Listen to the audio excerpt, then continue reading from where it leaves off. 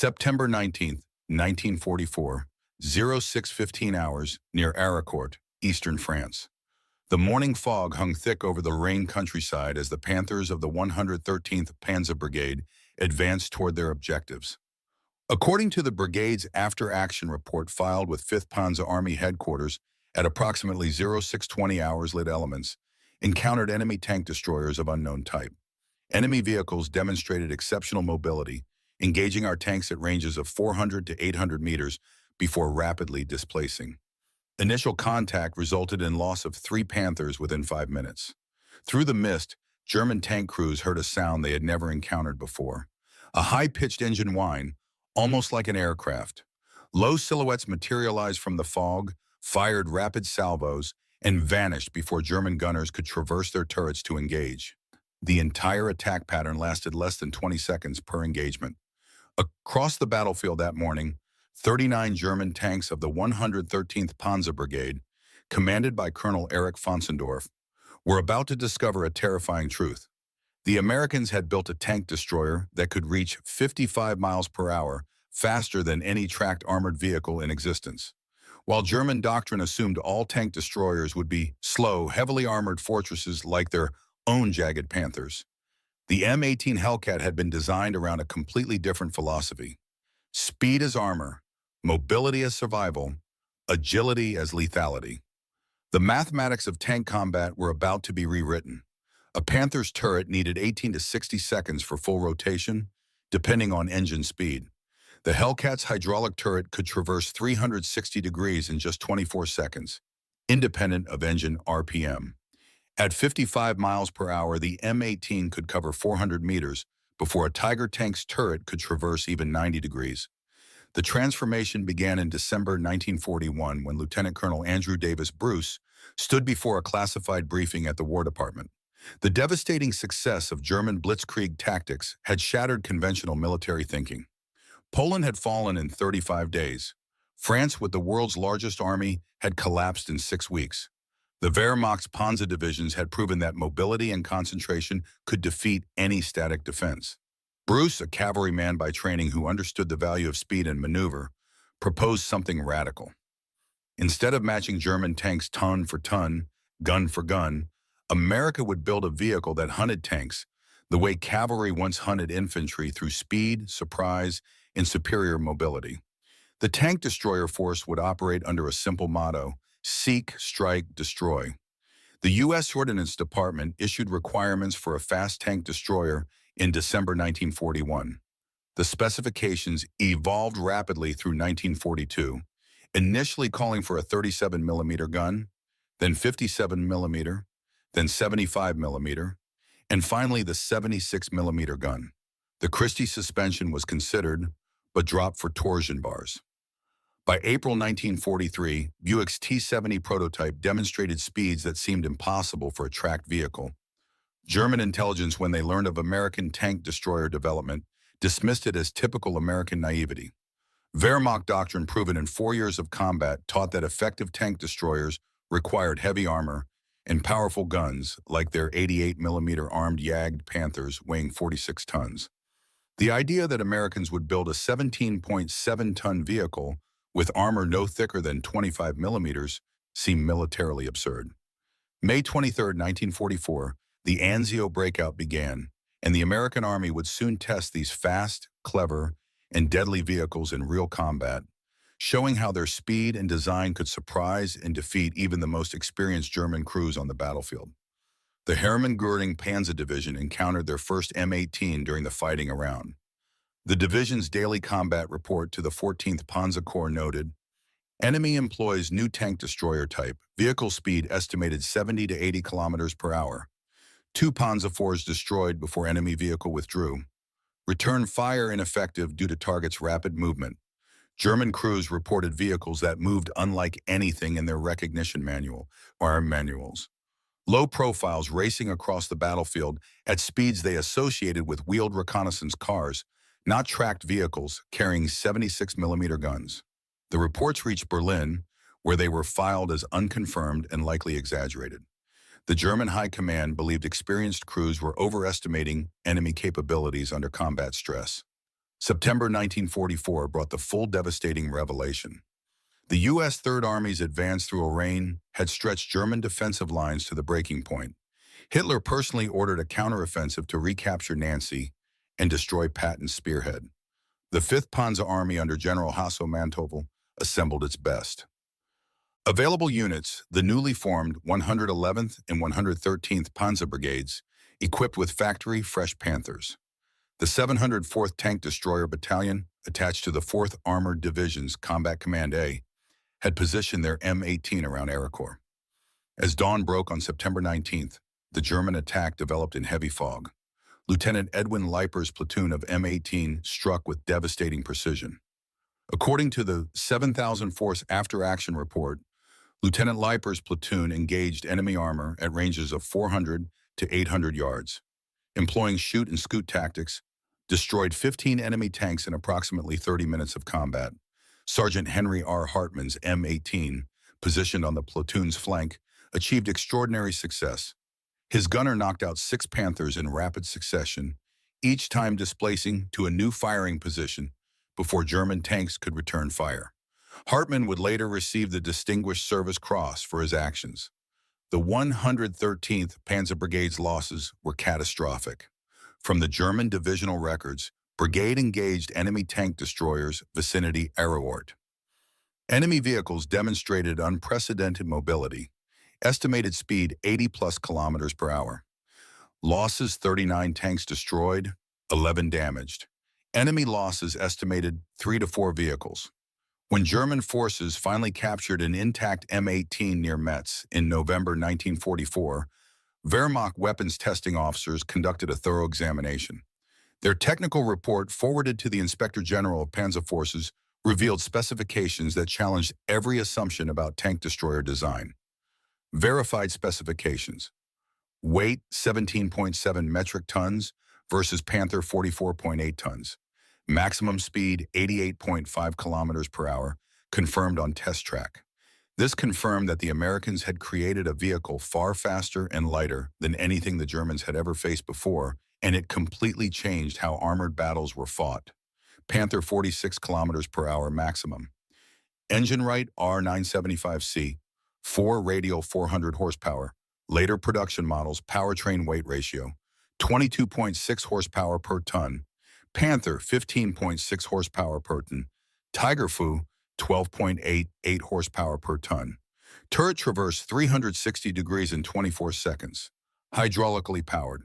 Armor maximum 25 millimeters turret, front 13 millimeters hull sides. Main armament 76 millimeters M1, A1 or M1, A2. Transmission torque-o-matic automatic 3 forward speeds. The German report concluded, vehicle achieves performance through extreme design philosophy, armor protection, sacrifice for mobility, engine is aircraft type, air-cooled radial, automatic transmission eliminates clutching, permitting driver to concentrate on maneuvering. Combat effectiveness depends entirely on mobility and crew training. The mathematics of the M18's advantage were irrefutable. German tank turret traverse speeds dependent on engine RPM varied significantly. Tiger Y6 to 19 degrees per second, 60 to 19 seconds for full rotation. Panther early models, 6 degrees per second, 60 seconds for full rotation. Panther late models up to 19 degrees per second at 2,000 RPM, 19 seconds minimum. Tiger 215 to 24 degrees per second, 24 to 15 seconds for full rotation. The M18's hydraulic traverse maintained 15 degrees per second regardless of engine speed, critical when engaging multiple targets or tracking fast-moving enemies. At its top speed of 55 miles per hour, an M18 could travel 400 meters in 16 seconds, 800 meters in 33 seconds, cross a 1,000-meter killing field in 41 seconds. A Panther needed 30 to 60 seconds just to complete a 180-degree turret traverse when tracking a moving target at varying speeds. The M18's employment revolutionized American anti-tank tactics. The 704th Tank Destroyer Battalion's combat manual, updated after Aricourt-specified M18 employment, emphasizes mobility over direct firepower exchange. Recommended engagement sequence: fire 3 to 5 rounds from concealed position, Immediately displace minimum 200 yards. Re-engage from new position at different angle. Never remain stationary longer than 60 seconds when in enemy observation. This shoot and scoot doctrine proved devastatingly effective. German tank crews trained for methodical, deliberate engagements at long range couldn't adapt to opponents who refused stand-up fights. December 19, 1944. The German Ardennes offensive, Hitler's last gamble, was in its third day. The 2nd Panzer Division, spearheading the drive toward Antwerp, approached the crucial crossroads at Neuville, held by Team Desaubry and elements of the 101st Airborne Division. 4 M18 from the 609th and 705th Tank Destroyer Battalions faced overwhelming odds. The morning fog that had helped conceal German movements now became the Hellcat's ally. According to the 705th Tank Destroyer Battalion's combat report, 4 M18s engaged elements of 2nd Panzer Division in fog conditions using high-speed displacement between firing positions created impression of larger defensive force. Confirmed destroyed 24 enemy tanks. M18 losses, 1 vehicle 2. Artillery. The skill, speed, and careful planning of the American crews showed how small numbers of fast M18s could defeat much larger enemy forces effectively and with precision. The Hellcat's tactics were simple but effective. They would fire 2 or 3 rounds, then immediately reverse at full speed into the fog. By the time German tanks traversed their turrets toward the muzzle flashes, the M18s had relocated 200 to 300 yards and were engaging from a completely different angle. The 2nd Panzer Division's war diary recorded, encountered strong tank destroyer resistance at Neuville. Enemy vehicles of high mobility operating in fog, unable to effectively engage due to rapid displacement of targets. Attack suspended pending reinforcement.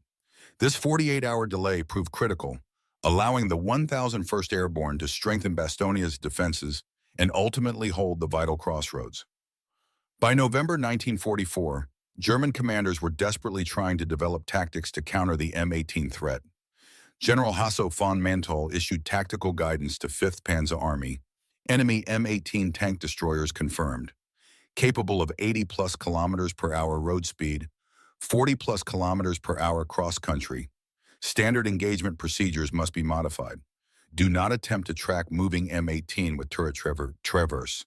Preposition turrets on likely displacement routes.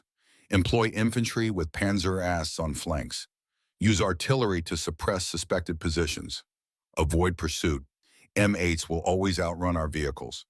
But these adaptations proved largely ineffective. The M18's speed advantage was simply too great, and German crews couldn't overcome years of training that emphasized deliberate, precise gunnery over rapid response. The Buick Motor Division manufactured 257 M18s between July 1943 and October 1944. Production peaked at 267 units in November 1943. The original contract called for 8,986 vehicles, but this was reduced as the war's end approached and the tank destroyer doctrine evolved. Each M18 cost $55,230 in 1943. Relatively expensive due to the specialized engine and transmission, but still mass-producible using American automotive industry techniques. By contrast, a German Panther cost approximately 117,100 Reichsmarks and required significantly more production time due to its complex final drive and transmission systems.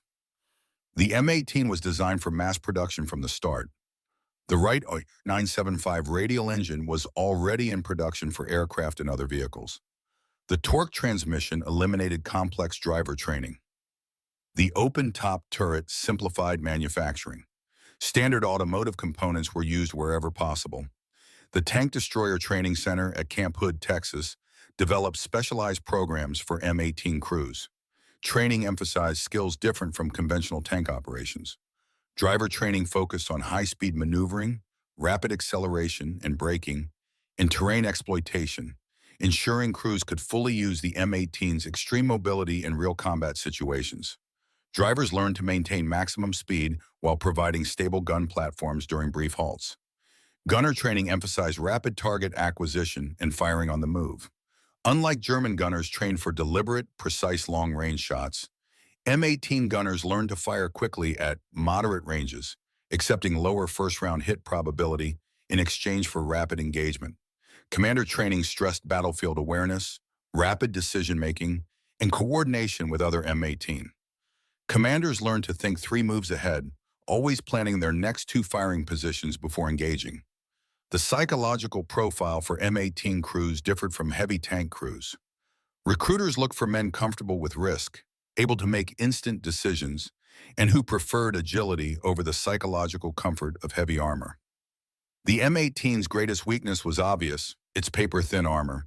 With maximum protection of 25 millimeters on the turret front and just 13 millimeters on the hull sides, the vehicle was vulnerable to almost every German anti-tank weapon, including 20 millimeter anti-aircraft guns at close range, 37 millimeter anti-tank guns at any range, panzer infantry weapons, artillery fragments, even heavy machine gun fire at close range on side armor. This vulnerability shaped every aspect of M18 employment. Standard operating procedures emphasized never remain stationary under enemy observation. Avoid urban combat where speed is negated. Maintain minimum 500-meter standoff from enemy infantry. Use terrain masking continuously. Coordinate with infantry to suppress enemy anti-tank weapons. M18 crews developed an almost supernatural awareness of their surroundings, constantly scanning for threats and escape routes. By war's end, M18-equipped tank destroyer battalions had compiled the following verified records. Kill claims by battalions: 704th Tank Destroyer Battalion, 106 enemy tanks; 603rd Tank Destroyer Battalion, 92 enemy tanks; 69 Tank Destroyer Battalion, 67 enemy tanks; 705th Tank Destroyer Battalion, 89 enemy tanks; 85th Tank Destroyer Battalion, 51 enemy tanks. Overall statistics: total M18s in combat, 540 maximum strength, March 1945. Combat losses: 216 vehicles. Kill-to-loss ratio: 2.3 to 1 in Europe. Average engagement range: 650 meters. Average engagement duration: 2.3 minutes. While the 2.3 to 1 kill ratio was respectable, it fell short of pre-war expectations. More significantly, M18 has spent approximately 70% of their combat time in infantry support roles rather than hunting tanks. The tank destroyer doctrine's fundamental assumption of massed enemy armor attacks proved largely incorrect.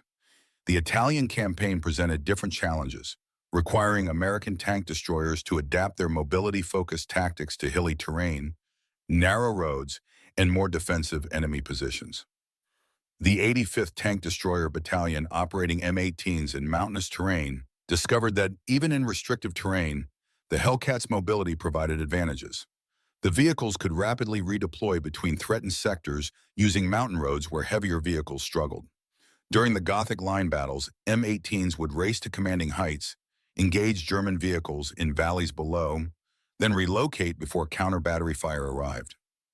German forces in Italy, accustomed to the generally ponderous Allied movements in difficult terrain, were repeatedly surprised by M18 response times. A German corps-level report noted, "Enemy tank destroyers demonstrate ability to concentrate rapidly at threatened points. Speed of redeployment prevents effective counter by fire." The 637th Tank Destroyer Battalion brought M18 to the Pacific, participating in the Philippines campaign.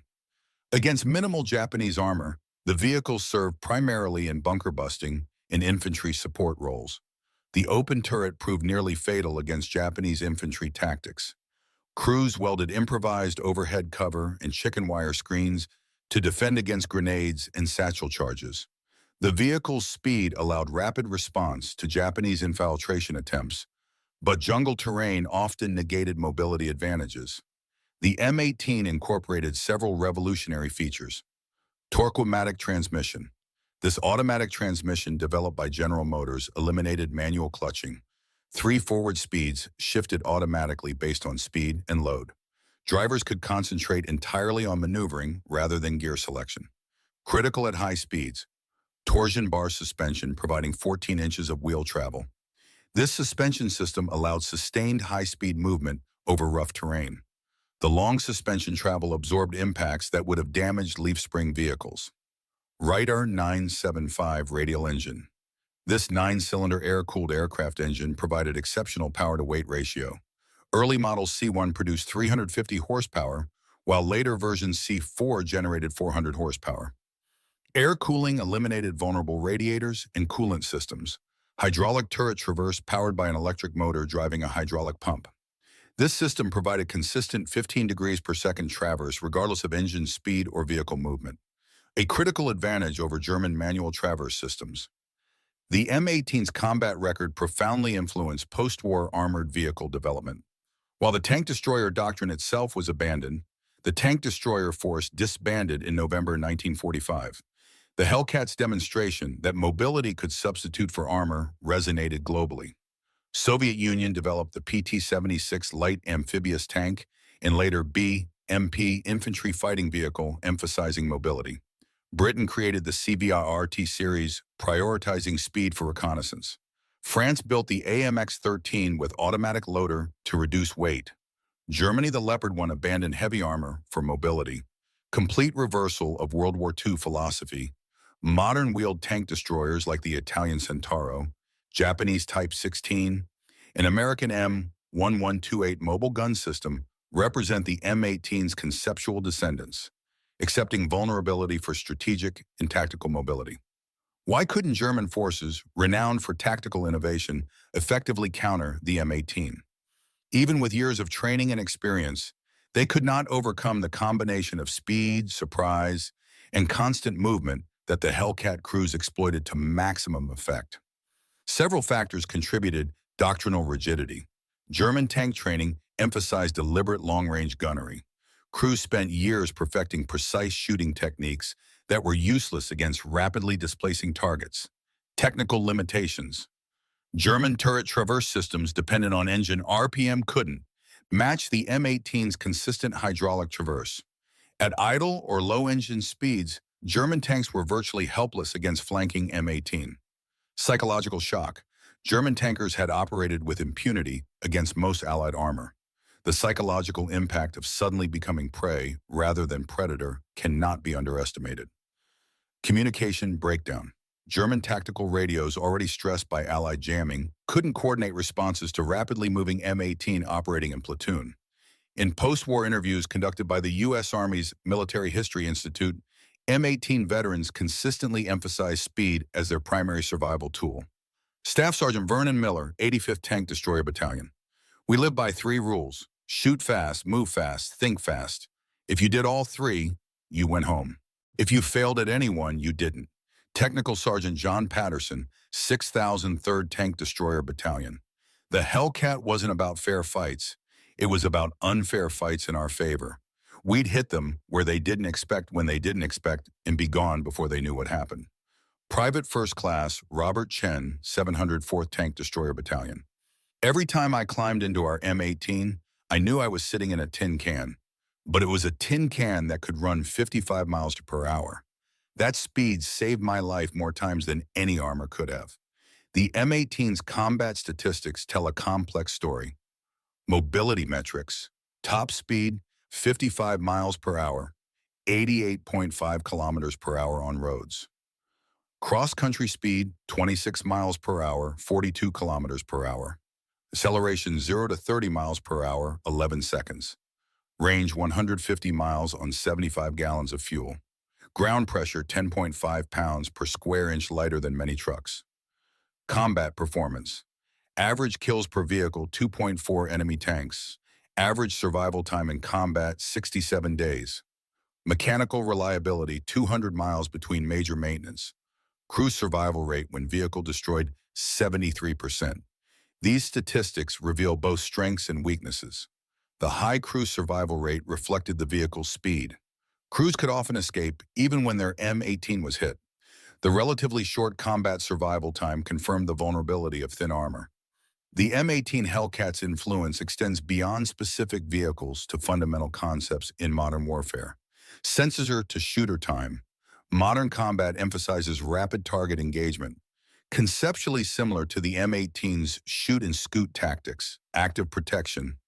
Today's active protection systems represent technology attempting to replicate what the M18 achieved through speed, avoiding hits rather than absorbing them.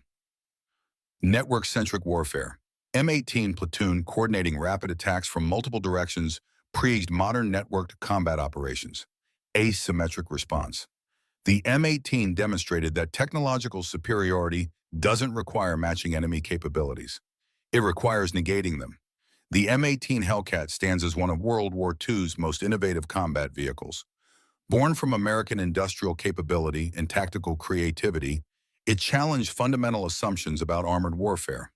German tankers trained to dominate through superior armor and firepower discovered that American innovation meant changing the rules of engagement entirely.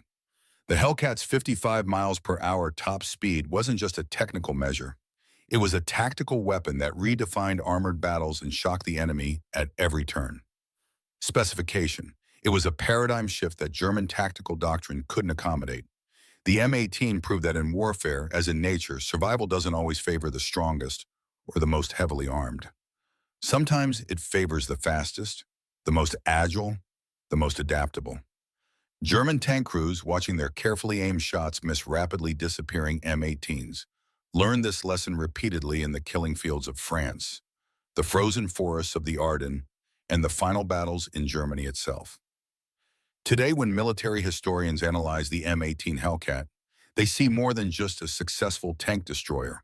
They see American military innovation at its most creative, identifying enemy strengths and systematically negating them through unconventional means. The German tankers never knew the American Hellcat could reach 55 miles per hour until they faced it in combat. That technological surprise, combined with tactical innovation and crew training, created a weapon system that transcended its mechanical specifications. In the end, the M18 Hellcat rewrote the mathematics of armored combat. It proved that protection didn't require armor, that lethality didn't require the biggest gun, and that battlefield dominance could be achieved through mobility rather than mass. At 55 miles per hour, it outran not just German tanks, but German military doctrine itself. The ghosts of M18 still haunt modern military thinking. Every time a military planner chooses mobility over protection, every time a commander emphasizes speed of action over deliberate preparation, every time a weapons designer accepts vulnerability to achieve performance, the Hellcat's lesson echoes through decades. Sometimes the best armor is not being where the enemy shoots. German tankers of the 113th Panzer Brigade, the 2nd Panzer Division, and dozens of other units learned this lesson in blood and fire. They faced an enemy that refused to fight on their terms, that turned their strengths into weaknesses, that struck and vanished like phantoms in the fog. They learned that American innovation didn't mean building better tanks. It meant building something entirely different, something that moved too fast for their tactics, their training, and their turrets to counter. The M18 Hellcat, 55 miles per hour of American audacity, remains proof that in warfare, speed can be the ultimate weapon. German tankers never knew the American Hellcat could reach such speeds. By the time they learned, it was already too late. The war was lost not just on the battlefield, but in the realm of imagination, where American engineers dared to trade armor for velocity, creating a predator that hunted the hunters with precision, speed, and unmatched daring.